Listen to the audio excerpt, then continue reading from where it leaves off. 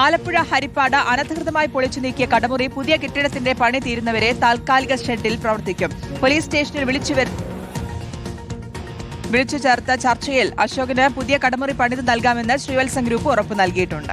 ശ്രീവത്സം ഗ്രൂപ്പിന്റെ ടെക്സ്റ്റൈൽസിന് മുന്നിൽ നിന്ന് അശോകന്റെ കടമുറി ഒറ്റ രാത്രി കൊണ്ടാണ് പൊളിച്ചു നീക്കിയത്. സജോ ദേവസ് നൽകും വിശദാംശങ്ങൾ. സജോ, ഒറ്റ രാത്രിയിലെ ഗുണ്ടായിസത്തിന്റെ വാർത്ത നമ്മൾ ഇന്നലെ പുറത്തുവിട്ടപ്പോൾ ഉടനടി തന്നെ ഒരു ചർച്ചയുണ്ടാകുന്നു. അതിൽ അശോകനെ പുതിയ കട നിർമ്മിച്ചു നൽകാമെന്ന് ശ്രീവത്സം ഗ്രൂപ്പ്സ് തന്നെ സമ്മതിച്ചു നൽകുന്നു. താൽക്കാലിക സംവിധാനം എപ്പോഴൊരുക്കും?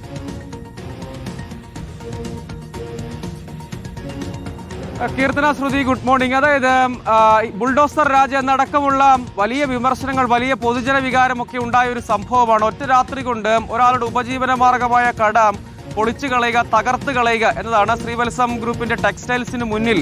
അവർക്ക് മറ്റ് താല്പര്യങ്ങൾ ഉണ്ടാകും, അതിന്റെ മുന്നിലുള്ള കാഴ്ചയ്ക്കൊക്കെ കുറവുണ്ടാക്കുന്നു എന്ന മട്ടിലൊക്കെയുള്ള കാരണങ്ങൾ കൊണ്ടായിരിക്കാം അങ്ങനെ പൊളിച്ചു നിൽക്കുന്നു. പിന്നാലെ അത് വലിയ തോതിൽ വിവാദമാകുന്നു, പൊതുജന വികാരം വലിയ തോതിൽ അവർക്കെതിരാകുന്നു. അതിനുശേഷമാണ് ഒത്തുതീർപ്പ് ചർച്ച ഇതുമായി ബന്ധപ്പെട്ട് പോലീസ് സ്റ്റേഷനിൽ നടത്തിയത്.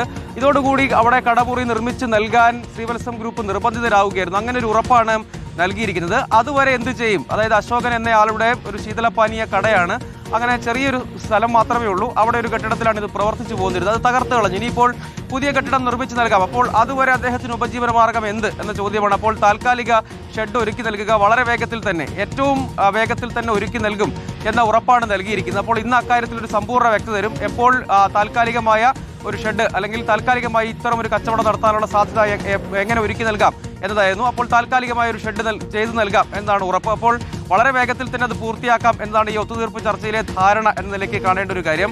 അപ്പോഴും ഈ പ്രശ്നം തീരുന്നില്ല. അതായത് ഇങ്ങനെ ഒരു കെട്ടിടം ഒറ്റ രാത്രിയിൽ പൊളിച്ചു നീക്കുക എന്ന് പറയുമ്പോൾ ഒത്തുതീർപ്പ് കൊണ്ട് മാത്രം പ്രശ്നം തീരുന്നില്ല. പക്ഷേ ആ കടയുടമയെ സംബന്ധിച്ചിടത്തോളം അദ്ദേഹത്തിന് പുതിയൊരു കെട്ടിടം വളരെ വേഗത്തിൽ ലഭ്യമാവുക, ആ കാര്യത്തിൽ മറ്റു സുരക്ഷാ പ്രശ്നങ്ങളൊന്നും ഇനി ഉണ്ടാകാതിരിക്കുക എന്നതാണ് വേണ്ടത്. നേരത്തെ അശോകൻ തന്നെ ആരോപിച്ച കാര്യം രാത്രിയിൽ ഗുണ്ടകളെ ഉപയോഗിച്ച് തകർത്ത് കളയുന്നു, അങ്ങനെ അത് കൈവശപ്പെടുത്തുക എന്നതായിരുന്നു ലക്ഷ്യം. ഇനിയിപ്പോൾ ഏതായാലും അക്കാര്യം നടക്കില്ല, അത് ഉറപ്പായിട്ടുണ്ട്. അപ്പോൾ ഈ ഒത്തുതീർപ്പ് ചർച്ചയിലെ ധാരണയുടെ അടിസ്ഥാനത്തിൽ വളരെ വേഗത്തിൽ ജനപ്രതിനിധികളുണ്ട്, പോലീസുണ്ട്, അശോകൻ ഉൾപ്പെടെയുള്ള ആളുകളുണ്ട്, ശ്രീവത്സം ഗ്രൂപ്പിന്റെ പ്രതിനിധികളുണ്ട്. അങ്ങനെയാണ് ഒരു ഒത്തുതീർപ്പ് ചർച്ചയും ധാരണയും ഉണ്ടായിട്ടുള്ളത്. അപ്പോൾ ഏറ്റവും വേഗത്തിൽ എന്ന് വെച്ചാൽ 48 മണിക്കൂറിനകം എന്ന ധാരണയാണ് ഉണ്ടായിട്ടുള്ളത്. അപ്പോൾ വളരെ വേഗത്തിൽ തന്നെ ഇന്ന് തന്നെ അക്കാര്യത്തിൽ ഒരു സമ്പൂർണ്ണ വ്യക്തത വരും എന്നാണ് നമ്മൾ കരുതുന്നത്.